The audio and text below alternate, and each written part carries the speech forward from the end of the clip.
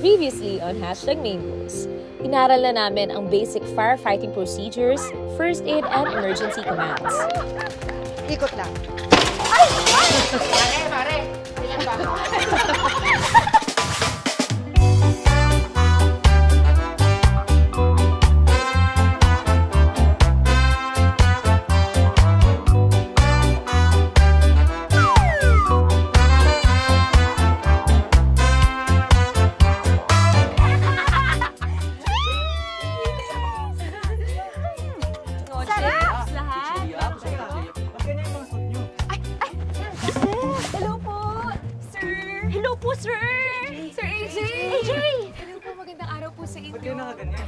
Kasi po sinabi po sa amin kahapon na mag-prepare daw po kami kasi magsiswimming daw po tayo. Yes, swimming is part of the training. Pero hindi tayo magbe-beach art. Parang aura-aura kayo sa beach yun eh. Magkakaroon natin sa pool! Survival swimming. Survival swimming. Kaya mo yan. Mag-enjoy tayo ngayon. So ngayon, mag-base na kayo. At tala. Sige, magpapalit na po kami, sir, ha? Okay, see you.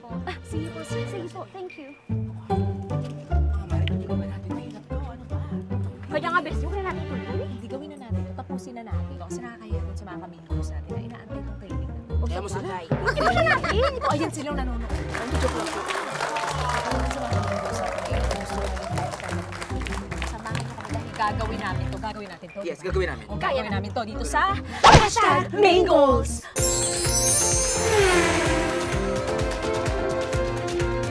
Kabahan ako, girl! Hey guys, welcome to my vlog!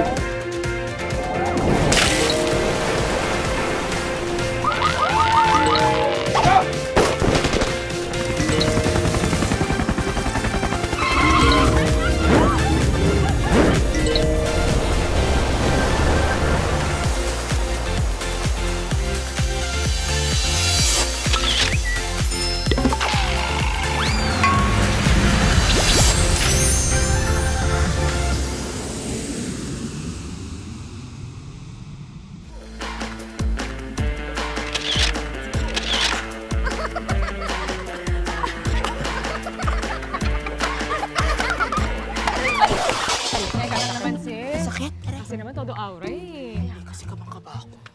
Kasi naalala ko yung memories natin sa Isla Verde. Di ba nag-free diving tayo libre? Nag-diving nakabahan ako kasi parang ganun mangyayari ngayon. Pero in first naman, Chami, ikaw mo, di ba? At feeling ko naman magagawa natin ngayon. Siyempre, kailangan ko ilaban para sa ating goal tsaka sa ating mga main goals, di ba? Tsaka ang bongga dito sa Fontana Leisure Park. Correct, mga besties, pang bakasyon ba?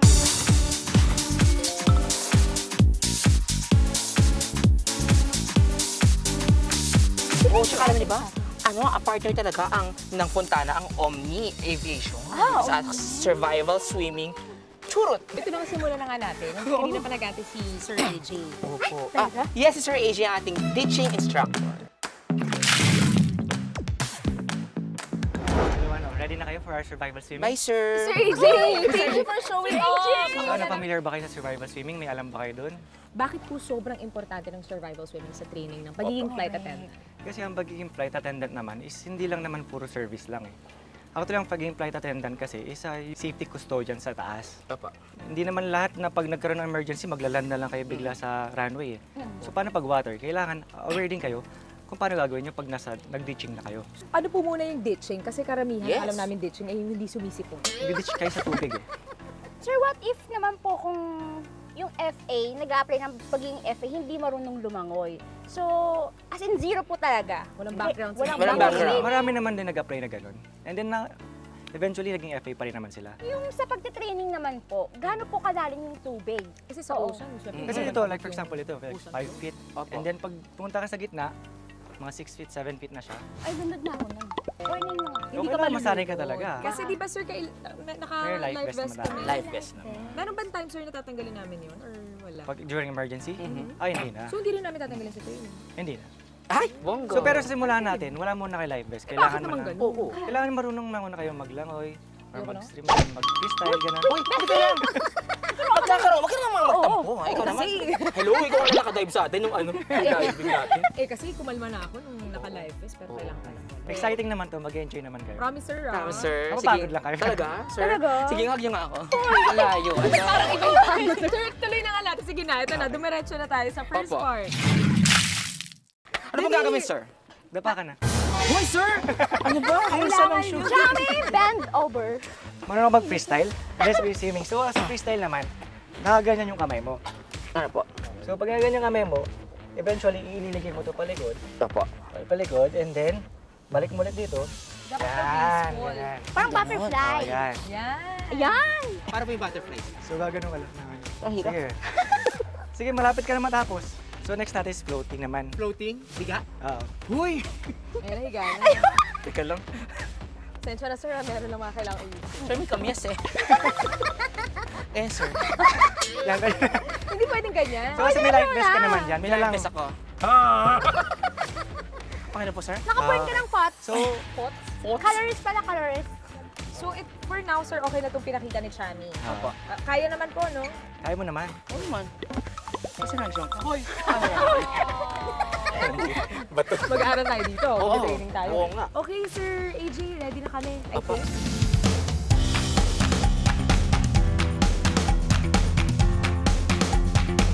Oh, diba? Pa-chill-chill lang kami dito. Pero dapat standby na tayo mga besties dahil in a bit dadating na si Sir AJ. Ay! Kayo? Ay! On cue, di ba? Agad-agad naman. Ano, ready na kayo for our next lesson sa survival swimming? Sir, pwede po bang magsarbabida habang ganyan? Ay, hindi. We have a different flotation device pag nandun na sa aeroplano. So ano, ready na tayo sa water? Ah, ready naman, sir. Ready Yes. naman, sir. Tara, tatalo na tayo. Tuturuan niyo po. Bye, sir! Uy, magkakit yung ditch si sir sa ditch. On water na ba? So ang mangyayari sa atin is you exhale through your nose under water and inhale through your mouth above water. Okay? Try natin. 3, 2, 1, go.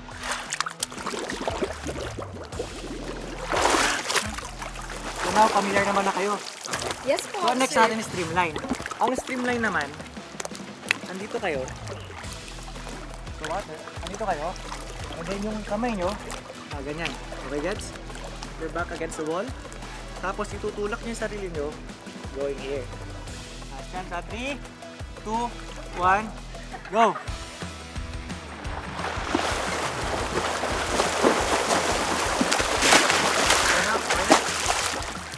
Ano naman na kayo? Familiar na kayo sa ating basic fundamentals ng swimming. Ready na ba kayo mag-life vest? Ay, ready na, Ready sir. na, Kanina ready pa. This is a double chamber life vest. Double chamber kasi dalawa yung inflating bladder niya. Isa dito, isa sa harap, isa sa likod. So ito is top, ito yung sa baba. So, pagpasok nito is gently lang. So paano nga naman siya mag-inflate? Meron tayong mga inflating tabs na pupull nyo firmly. And then meron tayong mga firing mechanism na mag-activate sa COT cartridge na mag-inflate sa life vest, okay? So paano naman pag hindi siya nag-inflate automatically? Doon na papasok yung inflation tubes. So paano? I-blow nyo lang siya. Yan, naman yung ano. Yan, okay na yung tama ikaw.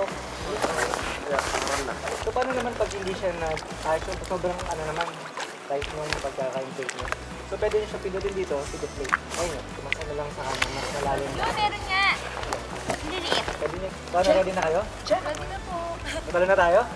So pag talo nyo, kailangan na ganyan. Nakahawak ko ngayon. Oo. Okay, go. 3, 2, 1, go.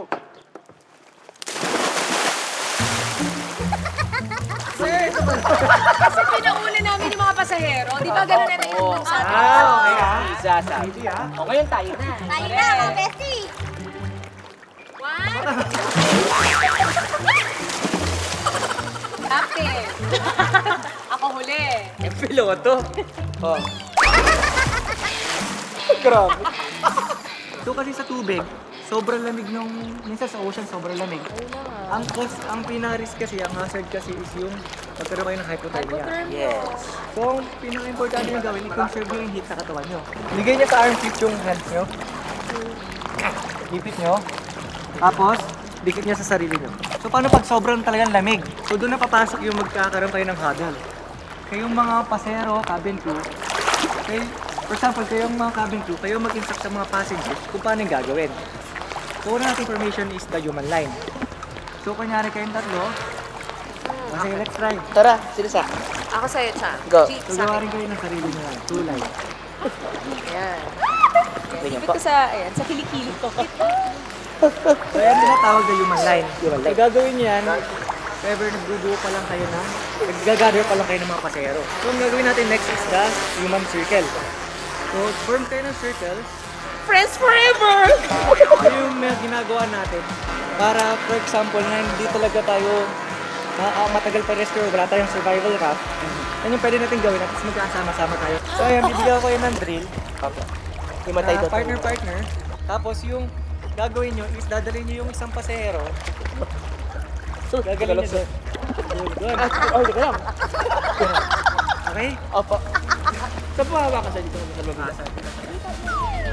O, go! Hinimatay!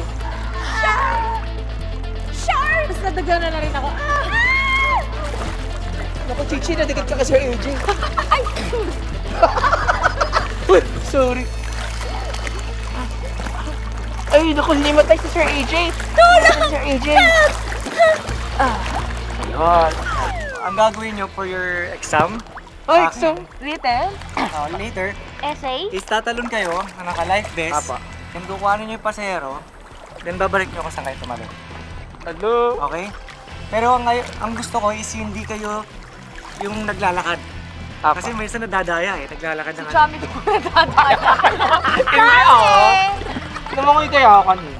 Oh, sige, gawin natin mamaya. Okay pa. Okay? Game. Okay guys, ready na kayo sa ating final. Yes, sir. Yes, So sir! ngayon, ang gagawin natin is sa simulation talaga. So gusto ko, makita ko na tatalon, before kayo tumalon, yun, fade the life vest. And then, kunyari, hindi nag-inflate. So, blow. And then, tatalon, sasagipin yung passenger, then babalik dito. Apa. Tapos, ang magiging top 1 is yung unang makakabalik dito. Hoy! Ready na po. Laban. 3, 2, 1, go! Ah! Fade the life vest. Go. I'm ready! Ready? Jump.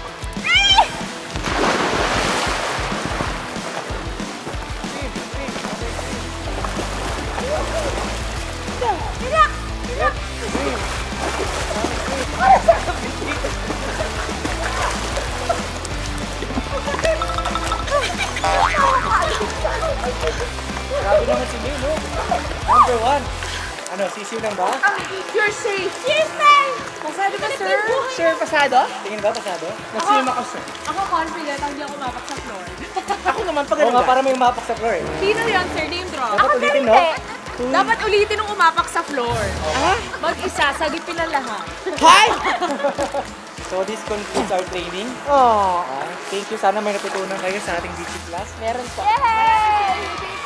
PJ, samahan nyo kami dahil na-achieve namin itong training na ito. Hashtag Survival Swimming Watching! Hi guys! Na-curious din ba kayo sa mga unexplained practices sa aeroplano katulad namin? If you want inside scoop, this is it. And legit ito ha. Verified ito, hindi ito fake news. Pero kaming mga besties, medyo hindi pa rin namin alam. Pero susubukan namin alamin ang sagot sa mga yan. Yes! Alam niyo ba, may pinipare na question si Miss Beth and si Miss Liza. Ito tayo natin hulaan. Paano naman tama, di ba? True! Oh, simulan na natin. Laban. Alright, this is Inside Scoop! Hello, Miss Beth! And Hello po! Lisa. So, let's start. Pero merong mechanics na Yes. yes. follow. Ayan. Meron kayong tatlong whiteboard. Bibigyan lang namin kayo ng 10 segundo. 10 seconds. Yung unang magtaas, syempre, and tama yung sagot, siya yung may points. So, ano, clear na tayo? Ready? Ready. Ready. Why the cabin lights are dimmed during landing?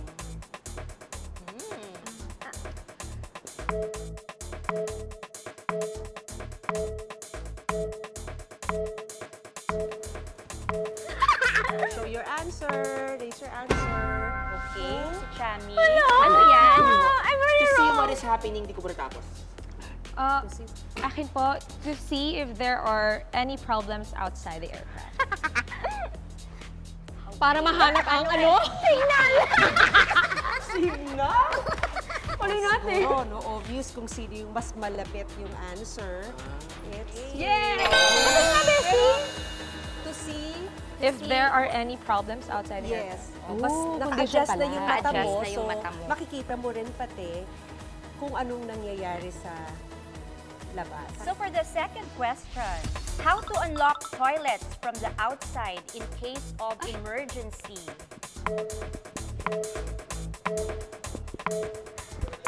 Barge in.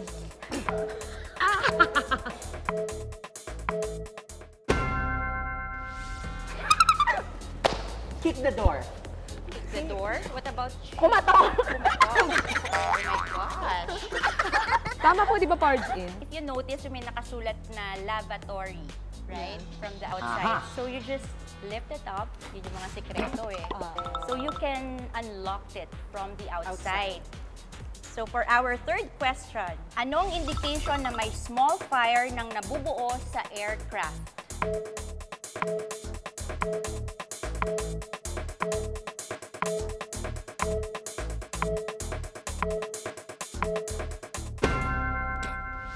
Ay, nangungopia ka! Mali pa yung kopya mo. Smoking? Ay, yan, tingnan natin. I think si Chami and Maine, Mas tama.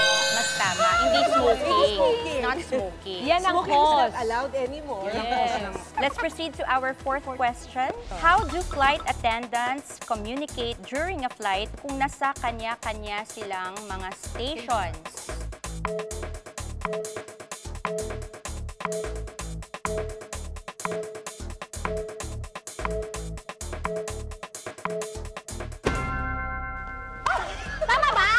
So, sorry to say, wala pong nakasagot ng tama. sorry mga friends. Bakit po? If it's a regular flight, and you want to communicate with your other crew na nandun sa loob ng eroplano, may Telepathy? ginagamit kaming interphone. Pero make sure na hindi mo ipipress yung PA or public address. So, normally, you will just press in the intercom the station Yeah, the number station you're calling. number. May mga stations yan eh. So, let's proceed to our fifth question. Who has the highest authority on the aircraft? Wow. Una si Si May. Miss Maine. May captain. O, pare-pareho yung mga sagot. Pare-pareho Captain, naman. Mas pilot. mabilis lang yung nasa. So what if po may mga kasamang highest official? It's still the captain. Captain pa rin. captain. Oo, kasi sa aircraft. na He's pinag-uusapan. in charge of the He's in charge. aircraft. Yeah. For the sixth question, bakit kailangan naka-airplane mode ang phone during the flight?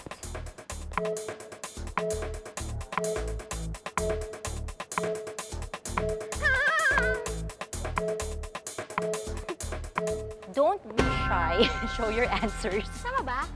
Secret. Mali ako, mali. What's hindi that, maka-affect Chami? sa Signal interruption. interruption. And kay Chichi, para hindi Para hindi apekto maka-apekto sa flight. I think I'm leaning kay sa sagot ni Chami. Ay, ko dito. Bakit kasi, madam? It's to yung signal interaction during the So for the seventh question, bakit umuusok before takeoff? So why do you think?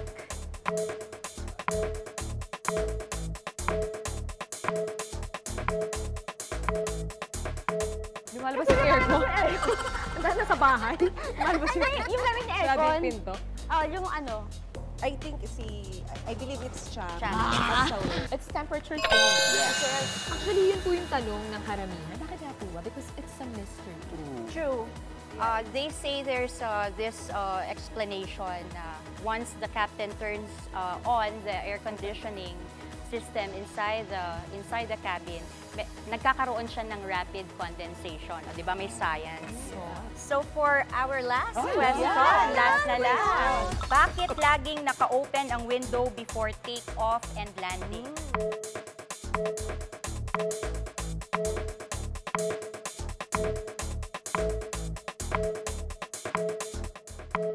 Reveal. Okay, what's the answer? Kinagalo ko na. Because of The the beautiful view. Pwede nga naman. Pwede din, di ba? It's a beautiful guy. I love it. May point! Instagrammable. Ikaw talaga, puro ka Instagram. Ako, What about para makita kung may mali sa plane sa labas for emergency. What about Kung explain na English eh. to check To check the condition outside the aircon. outside the aircraft? Yes, mas closest Si Maine and and Chami. So to check Yeah, during takeoff and landing, because that's the critical stage of the flight. So kaya huwag kayo magagalit sa flight attendant kung pinapataasin niyo yung window, no? Every time na like window shades land, up, please. Or tapos sit back to upright position kasi that's already in preparation. Wala, ayan na. Tapos So na meron tayo. tayong winner. Galing-galing. Natalo ko si May Mendoza, 19 years old, Bulacan. Ang galing, congrats. Ay, thank you. Uy, pero mga kamingos, hindi nila sinasabi ang mga yan, hindi para matakot tayo, kundi para handa tayo sa mga possible emergencies on board the aircraft. And from this, we see how prepared the airlines are para kapag pasok natin ng eroplano, alam mo yun, we feel safe and comfortable. Sabi nga nila, di ba?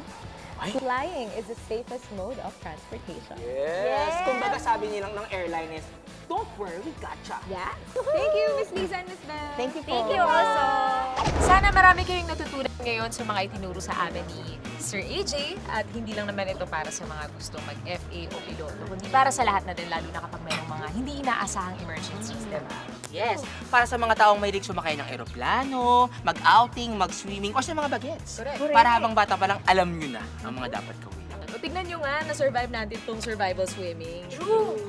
We'll achieve. Pero bukas, in-flight services naman ang papakita natin sa inyo. O, samahan nyo ulit kami bukas dito sa #Cabin Crew! Flight stewardess! #Flight Attendant Goals dito sa #Mango! Level Up Business Class ang i-offer na in-flight service ng Besties. Huwag niyo yung papalampasin bukas dito sa #Mango. Sir, because why